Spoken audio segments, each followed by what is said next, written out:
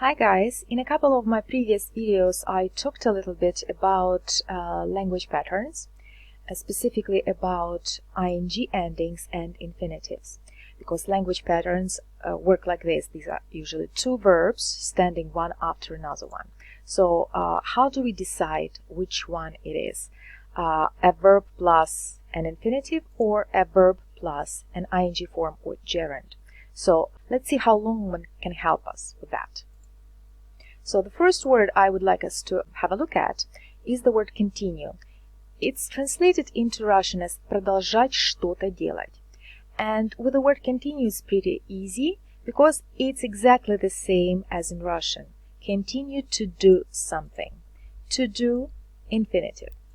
By the way, notice that the language patterns and collocations are usually given in bold and they are sort of blacker than the rest of the text. Sheila continued to work after she had her baby. So one verb, another verb, and the second verb is the infinitive.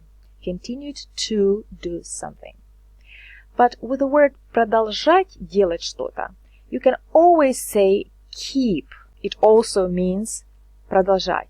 But the structure is a little bit different here. So you see it's keep doing something. Keep is followed by an ing form, not an infinitive. So it would be a mistake to say he kept to talk to me. Он продолжал говорить со мной.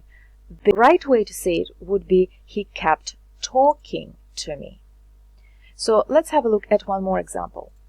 I keep thinking about Joe all alone in that place. Я продолжаю думать о Джо. So keep thinking, ing after keep. Let's have a look at the word enjoy. Enjoy is one of those tricky words because when we translate from Russian into English, it sounds like it should be an infinitive, but it is not. As you can see, the language pattern is enjoy doing something.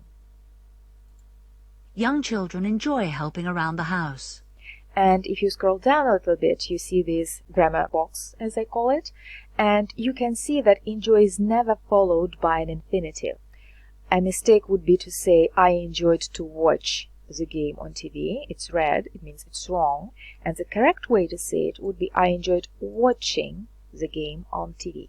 Suggest is another one of those tricky words because in Russian it sounds like предложили поехать, предложили приготовить. But in English it should be followed by a gerund. So a gerund, not an infinitive. So, and the pattern is here. Suggest doing something, doing ing ending. Tracy suggested meeting for a drink after work. Трейси предложила сходить выпить после работы. Дословно встретиться. But in English it should not be to meet, it should be meeting. But if you have a look at this language pattern or collocation, it somehow looks a little bit like an infinitive because we have two here. But don't be tricked, because here we don't have a verb. You see, somebody, it's not a verb. Listen to the sentence. Johnson suggested to Boswell that they should buy the island.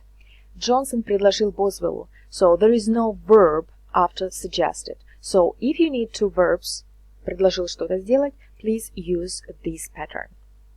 Well, that's basically it. If you hesitate, if you're not sure, just look up the word in the dictionary and use it correctly.